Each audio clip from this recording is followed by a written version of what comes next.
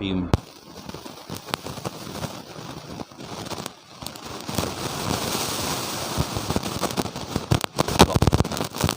وَيَسْأَلُونَكَ عَنِ الْيَتَامَى قُلْ إِصْلَاحٌ لَهُمْ خَيْرٌ وَإِن تُخَالِطُوهُمْ فَإِخْوَانُكُمْ وَاللَّهُ يَعْلَمُ الْمُفْسِدَ مِنَ الْمُصْلِحِ وَلَوْ شَاءَ اللَّهُ لَأَعْنَتَكُمْ إِنَّ اللَّهَ عَزِيزٌ حَكِيمٌ۔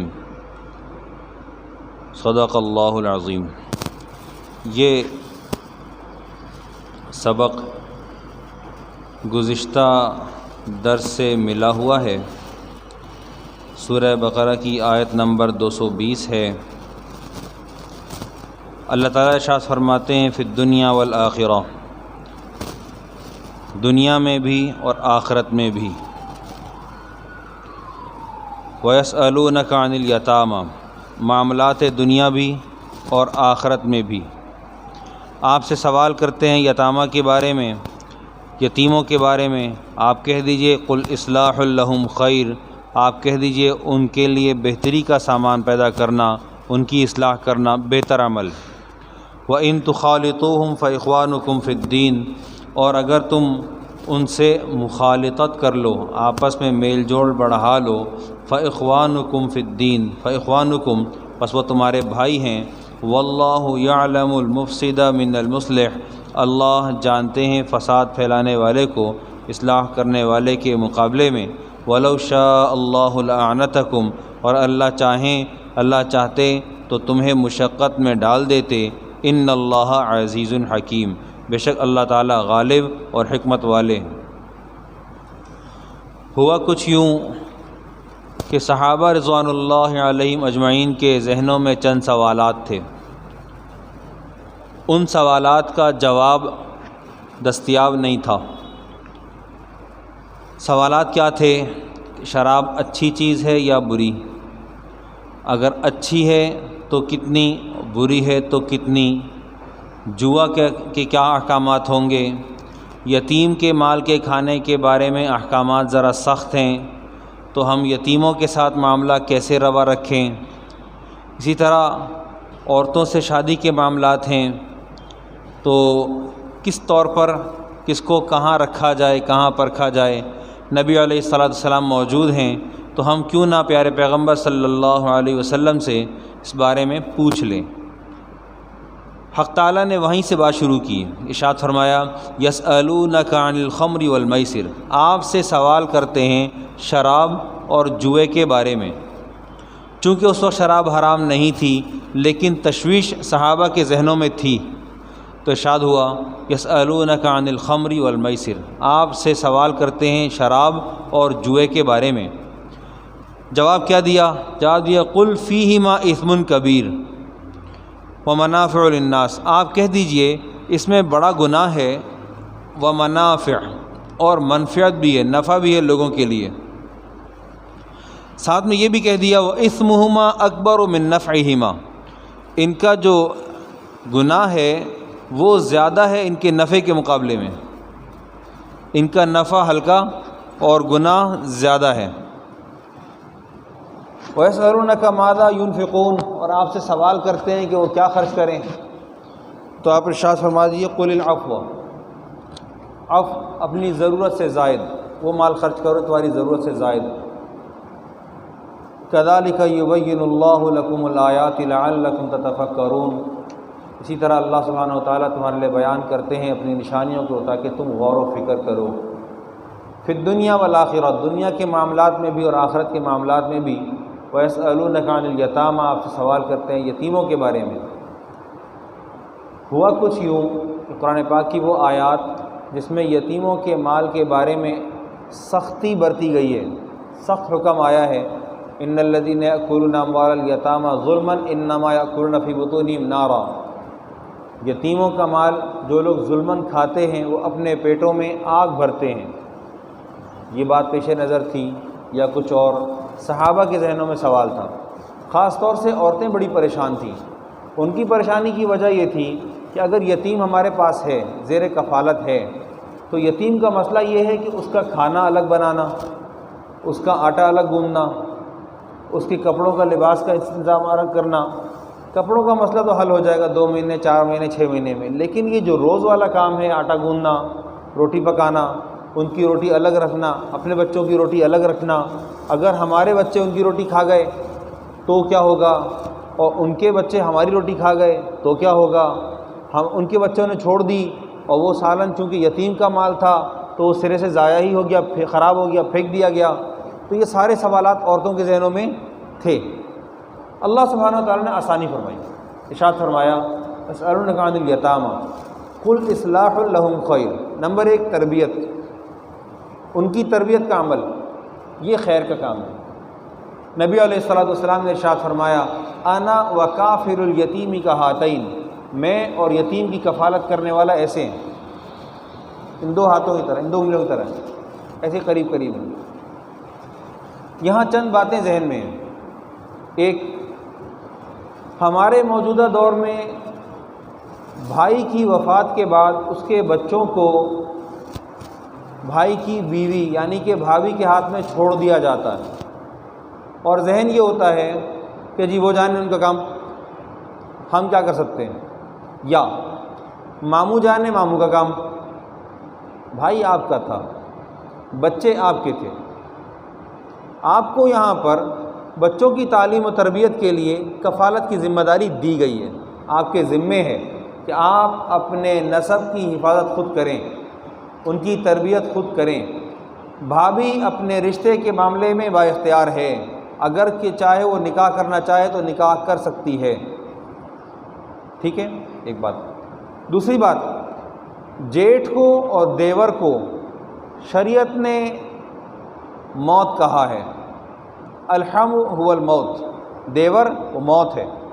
اب اگر دیور موت ہے کا مطلب یہ ہے کہ دیور کے ساتھ جو رویہ ہمارا معاشرہ روا رکھتا ہے وہ جوائنٹ فیملی سسٹم کے اندر ظاہر ہے کہ جوان ہے، اور اس کو ایک عورت کھیلنے کے لیے مل گئی ہے یا بات کرنے کے لیے مل گئی ہے، یا عورت کو خود ایک چھوٹا بھائی مل گیا ہے جس کو وہ بھائی سمجھتی ہے اور اس کو استعمال کرتی ہے، کھانا لا دو، دودھ لا دو، انڈے لا دو، چپس لا دو، فلاں فلاں فلاں فلاں فلاں ہمارے کام پورے کر دو۔ کام تو وہ کرے گا، بھابھی نے کہا ہے، اور ظاہر ہے کہ بھابھی نے کہا ہے تو بھائی کا پریشر بھی ہے کہ بڑے بھائی ہیں۔ جوائنٹ فیملی سسٹم میں یہ چیز بڑی خطرناک ہے، ہم ان باتوں سے دور بھاگتے ہیں، لیکن شریعت نے صاف طور پہ کہا ہے الحم هو الموت، دیور وہ موت ہے۔ جیسے بھابھی کے لیے دیور موت ہے، ایسے ہی سالی کے لیے بہنوئی بھی موت ہے، ایسے ہی بہنوئی کے لیے سالی بھی موت ہے۔ بات ایک ہی ہے، یہ 4 رشتے ہیں، یہ سارے آپس میں ٹکراتے ہیں، دیور کا، سالی کا، بہنوئی کا، یہ سارے رشتے گھر سے باہر کے ہیں، ان کا تعلق میرے گھر کے اندر نہیں ہے، ہمیں موجودہ مخالطت کی وجہ سے ان کا سامنا ہے۔ تو پھر ہم یتیم کی کفالت کیسے کریں گے، یتیم کو ہم کیسے تولیں گے، اور ظاہر ہے کہ وہ بڑا بھی ہوگا۔ اسلام نے یتیم کے اندر رشد پائے جانے تک اس کو اپنے ساتھ جوڑے رکھنے کی اجازت دی ہے، اور جہاں اس کے اندر رشد و ہدایت پائی گئی، سمجھداری پائی گئی، تو اس کے حوالے اس کا مال کر دیا جائے گا اور اس کو الگ کر دیا جائے گا۔ بعض جگہوں پر یتیم وہ واقعتاً مسکین ہوتا ہے، اس کے پاس کوئی وراثت میں مال وال نہیں ہوتا، اور بعض جگہوں مال ہوتا ہے۔ جہاں مال ہوتا ہے وہاں بعض اوقات ہمارا موجودہ معاشرہ وہ وہاں پر قبضہ کر جاتے ہیں، قبضہ نہیں کرتے تو آہستہ آہستہ کر کے بیچ باچ دیتے ہیں، اور جب بچہ بڑا ہوتا ہے تو اس کو کہتے ہیں جی تو تمہارے پاس خرچ کر دیا، یا بچے بڑے ہوئے تمہارے پاس خرچ کر دیا، تمہیں پالا ہم نے۔ تو اس بارے میں خاص طور سے علماء کرام کی رہنمائی لے کر چلنا چاہیے، یتیم کے بارے میں خاص طور سے علماء کرام کی رہنمائی لے کر چلنا چاہیے، اکیلے نہیں چلنا چاہیے، یہ سفر ذرا کٹھن ہوتا ہے۔ وَإِن تُخَالِطُوهُمْ فَإِخْوَانُكُمْ فِي الدِّينِ، اللہ سبحانہ وتعالیٰ نے نرمی فرما دی، ارشاد فرمایا کہ اگر تم ان کو آپس میں ملا لو تو تمہارے بھائی ہیں، فَإِخْوَانُكُمْ تمہارے بھائی ہیں، یہاں فی الدین کا لفظ نہیں ہے، میری زبان پہ چڑھا ہوا تو بار بار آ رہا ہے، فَإِخْوَانُكُمْ تمہارے بھائی ہیں، کیسے کہ وہ جو تم دیگچی الگ الگ کر رہے تھے، روٹیاں الگ الگ پکا رہے تھے، جو تم کپڑے الگ الگ کر رہے تھے، وہ سارا کا سارا نظام تم آپس میں خلط ملط کر سکتے ہو، زیادہ کھایا کم کھایا تم کر سکتے ہو، لیکن ایسا نہ ہو کہ تم اپنے لیے برائے نام لے کر آؤ اور ان کے مال میں سے سارا لے کر آؤ۔ ان کی ایک روٹی کی ضرورت تھی تو تم نے ان کے نام پہ 4 منگوائی اور 3 خود کھا لی، انہوں نے 1 کھائی، اور اپنے حصے سے 1 بنا لی تو 5 پوری کر لیں۔ ایسے نہیں چلے گا۔ جتنی ان کی ضرورت ہے اتنی ہی، ان کی ضرورت سے زائد کے خرچ کی اجازت بھی شریعت نے نہیں دی ہے، اور اس کے لیے واضح الفاظ ہیں قرآن پاک کے، وَلَوْ شَاءَ اللَّهُ وَاللَّهُ يَعْلَمُ الْمُفْسِدَ مِنَ الْمُصْلِحِ، اللہ جانتے ہیں مفسد کو مصلح سے۔ ایک آدمی حساب کتاب رکھتا ہے اور ایک آدمی نہیں رکھتا، ایک آدمی حد میں رہتا ہے، ایک آدمی حد سے تجاوز کرتا ہے۔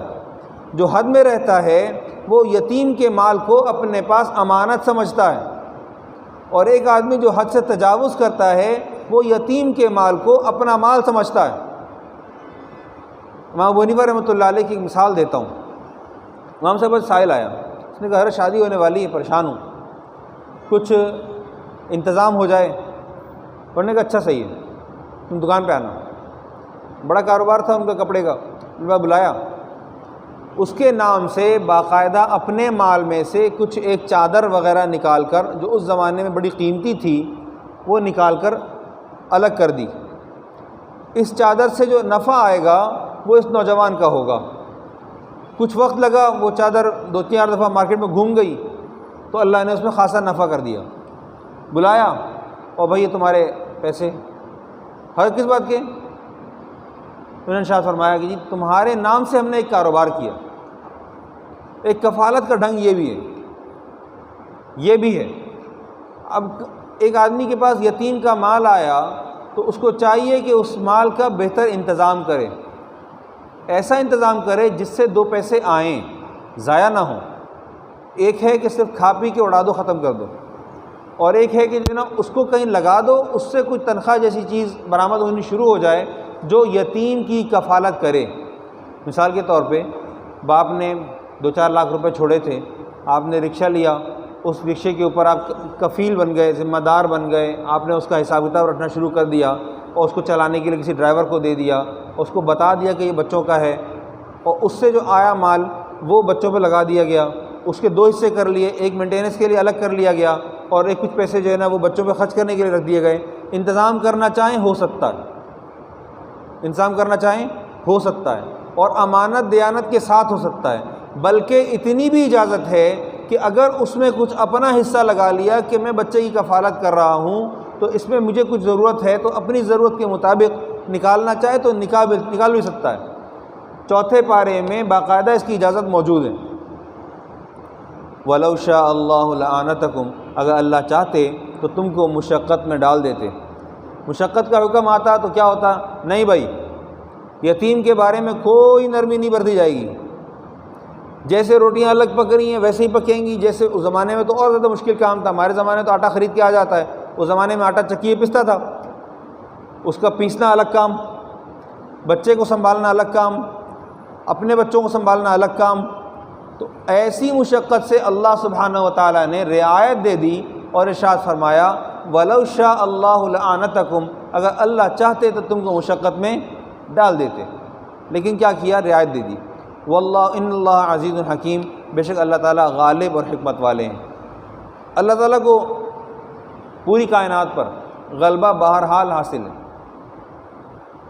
پوری کائنات حق سبحانہ و تعالیٰ کے سامنے سجدہ ریز ہے، اور ساری کی ساری اگر بغاوت کر جائے تب بھی حق سبحانہ و تعالیٰ کو کوئی فرق نہیں پڑتا۔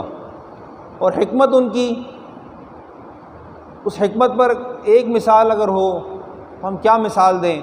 اللہ سبحانہ و تعالیٰ کی حکمت کے لیے یہی کافی ہے کہ اللہ سبحانہ و تعالیٰ نے پوری دنیا بنائی، اور اس کو ہماری ضرورت کے اعتبار سے اپنے فیصلوں کو ہم پر نافذ فرماتے ہیں، اور ایسے کہ ہمیں لگتا یہ ہے کہ یہ فیصلے ہمارے ہیں، جبکہ وہ سارے کے سارے فیصلے تقدیر کے ہیں، اور تقدیر میں پہلے سے لکھے گئے ہیں۔ وجفت الاقلام، قلم لکھ کر چپ ہو چکا، سوکھ چکا۔ ہم زندگی گزار رہے ہیں اور ہماری زندگی میں کس نے آگے آئندہ شامل ہونا ہے، کس نے ہماری زندگی سے کب رخصت ہونا ہے، کتنے مال کے ہم متحمل ہوں گے، کتنی عبادت ہم کریں گے، کتنی ہم نافرمانی کریں گے، کہاں ہم سرکشی کریں گے، کہاں ہم اطاعت و فرمانبرداری کے وقت میں آ جائیں گے، یہ سب کچھ اللہ سبحانہ وتعالیٰ نے پہلے ہی لکھ ڈالا ہے۔ بس اتنا اختیار دیا ہے کہ تم کو ایک پاؤں اٹھانے کی اجازت ہے، دوسرے کی نہیں۔ آپشن دونوں ہی ہیں، آپشن دونوں ہی ہیں۔ تم راست پہ بھی اٹھا سکتے ہو اور غیر راست پر، رانگ پر، غلط پر بھی اٹھا سکتے ہو، فیصلہ ایک بار کرنا ہے۔ اللہ سبحانہ وتعالیٰ دعا ہے اللہ تعالیٰ کما حق و عمل کی توفیق عطا فرمائے۔ وآخر دعوانا الحمد للہ رب العالمین۔